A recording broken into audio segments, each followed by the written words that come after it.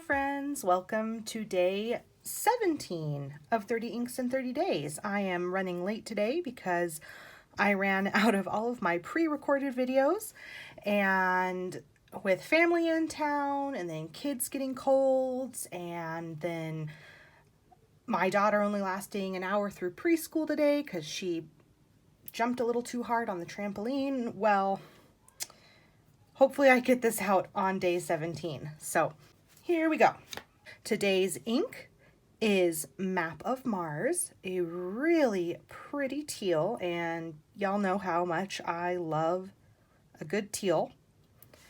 And I have paired it with my Kaweco Sport, and I believe this was a Gold Spot exclusive, and this happens to be the first Kaweco I ever owned, and it is in a broad nib. Ooh, that's looking pretty.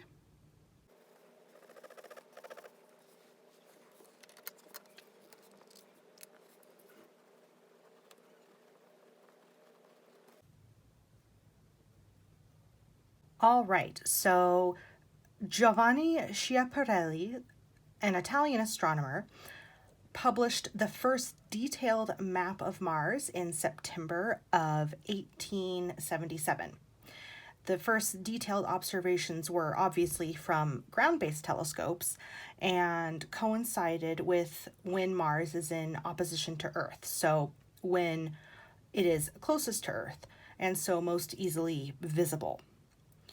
Opposition occurs every couple of years, with perihelic opposition every 16 years, which is, from what I understand, with Mars closest to Earth and Jupiter perihelion, making it even closer for our viewing.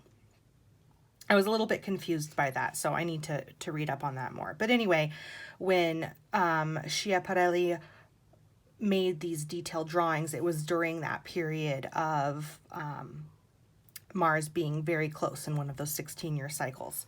And Schiaparelli's map contained features that he called canali, or channels, which were actually optical illusions. But he saw these long straight lines on the surface, and these are what gave rise to the Martian canals controversy. And in fact, after these observations, it was believed that Mars had vast oceans and vegetation, and this was a myth not completely dispelled until NASA's Mariner missions in the 60s. And I can understand how these beliefs from these observations gave rise to all of the Martian sci-fi that we've seen over the last 100 plus years. I mean, can you imagine being at that time making these observations and not having, you know, the advanced telescopes and such that we have now, and thinking like, oh my gosh, that planet is really close to us and there's life there. There could be life there. So that would just be fascinating. And then some maps of Mars were made using the data from the 1960s missions, but it wasn't until the Mars Global Surveyor mission from 1996 to 2006 that complete and extremely detailed maps were made. That is looking like a very pretty teal.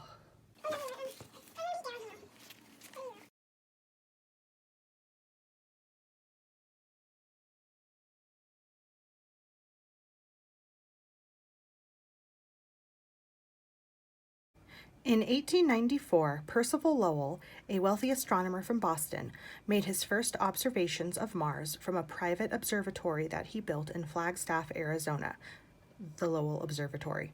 He decided that the canals were real and ultimately mapped hundreds of them. Lowell believed that the straight lines were artificial canals created by intelligent Martians and were built to carry water from the polar ice caps to the equatorial regions. In 1895, he published his first book on Mars with many illustrations, and over the next 2 decades published 2 more popular books advancing his ideas. and that is from a nasa.gov article. My camera just really loves, probably maybe because it's my phone camera, but it really loves to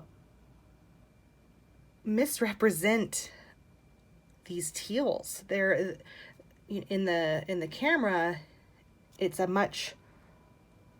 leaning much more blue, but to my eye it really has this lovely rich green undertone, and it just, oh, I wish that showed up through the camera lens, because this is just, it's such a beautiful teal.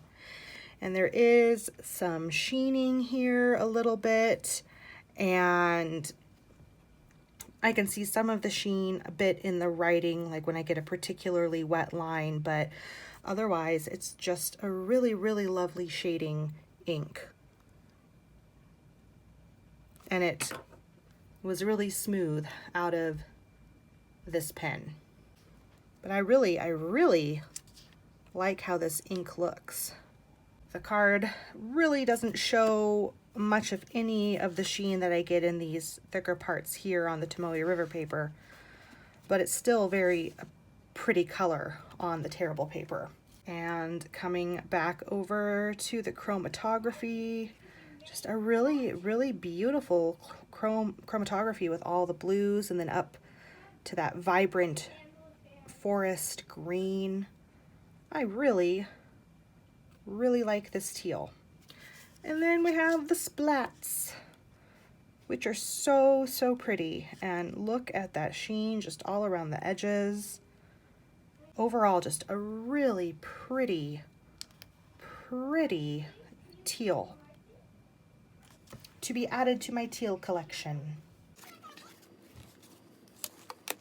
That is it for today. Thank you for being here and watching, and I will see you tomorrow with my next 30 inks video. Bye!